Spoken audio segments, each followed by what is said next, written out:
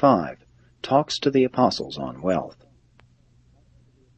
That evening after supper, when Jesus and the 12 gathered together for their daily conference, Andrew asked, "Master, while we were baptizing the believers, you spoke many words to the lingering multitude which we did not hear. Would you be willing to repeat these words for our benefit?" And in response to Andrew's request, Jesus said, "Yes, Andrew, I will speak to you about these matters of wealth and self-support. But my words to you, the apostles, must be somewhat different from those spoken to the disciples and the multitude, since you have forsaken everything, not only to follow me, but to be ordained as ambassadors of the kingdom. Already have you had several years' experience, and you know that the Father whose kingdom you proclaim will not forsake you. You have dedicated your lives to the ministry of the kingdom. Therefore be not anxious or worried about the things of the temporal life, what you shall eat, nor yet for your body, what you shall wear. The welfare of the soul is more than food and drink. The progress in the spirit is far above the need of raiment.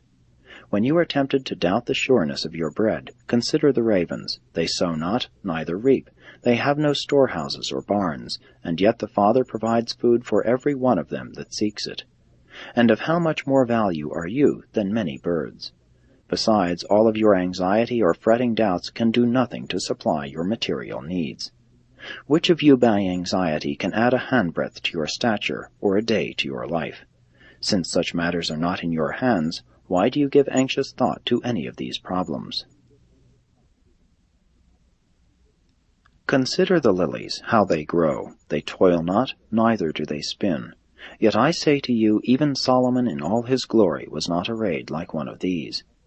If God so clothes the grass of the field, which is alive today, and tomorrow is cut down and cast into the fire, how much more shall he clothe you, the ambassadors of the heavenly kingdom? O you of little faith! When you wholeheartedly devote yourselves to the proclamation of the gospel of the kingdom, you should not be of doubtful minds concerning the support of yourselves or the families you have forsaken. If you give your lives truly to the gospel, you shall live by the gospel. If you are only believing disciples, you must earn your own bread and contribute to the sustenance of all who teach and preach and heal. If you are anxious about your bread and water, wherein are you different from the nations of the world who so diligently seek such necessities? Devote yourselves to your work, believing that both the Father and I know that you have need of all these things. Let me assure you, once and for all, that, if you dedicate your lives to the work of the kingdom, all your real needs shall be supplied. Seek the greater thing, and the lesser will be found therein. Ask for the heavenly, and the earthly shall be included. The shadow is certain to follow the substance. You are only a small group, but if you have faith, if you will not stumble in fear, I declare that it is my Father's good pleasure to give you this kingdom. You have laid up your treasures where the purse waxes not old, where no thief can despoil, and where no moth can destroy. And as I told the people, where your treasure is, there will your heart be also.